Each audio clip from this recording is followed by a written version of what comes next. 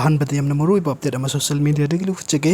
cookie kangbuna border fencing touba yaroi heina athingba pikhre aduga mathingi update asina aram bai tengol gi lusing puril korungan bakhuman degi lukchege miyan sada mayum palaga macha purakla halaktuna leiriba singse line lupum tokte moisu inner line permit system ILPS card pai handuna thamgadabani sagai ga onsindana lesson toriba se I yanai lakpani mayum palroni macha puraga halakpi ama kana tauri macha tudi miyanni haina korungan bakhumanna asumna phungdokpiri aduga mathingi update asina paunin kholdagi lokachege Assam Rifles na Kuki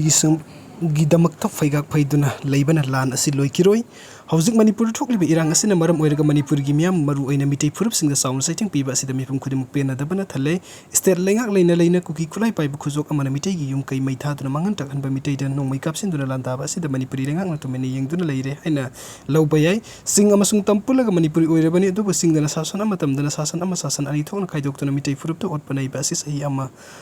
amaga thani fazalakle kuki militant singna samjaraba mahiro ani minungsi leitana hatkiba amadi mioi kya amagi mayum mai thadokuna manghan takan badalengak sina kuki militant singda karigumba amata tobungam da bahai basi lengak si leiribra tung leitabra haibasani lengak na manipuri miam gi lanthum amadi punsingak sen bigada bani amadi ngahak leitana lakna bugum nong mai matat chingtak tagi kablak tuna lakna bugum tawri basta lengak na karisu sinna da bugum action amada tawbidre thawong asibu miam penadre irang asina asum sa tharpa targa de mitei furu bwana pan khailan bangam lokta bayai matam du kada fiam mai hoba irang ama horokpa yai hauji kuki militant singna su yamna sakti leiribasi amuk haine rudrabasu Assam Rifles na faigak faiduna leibadagini haibasi pumnamuk na khangnarabu wafam silengak na su khangni bani lengak na tawbiga da miyam gi punsi kan ba miyam gi lanthum ngak sen ba si angam basakti butoktuna thengna basu thengna thabuk tawhaningi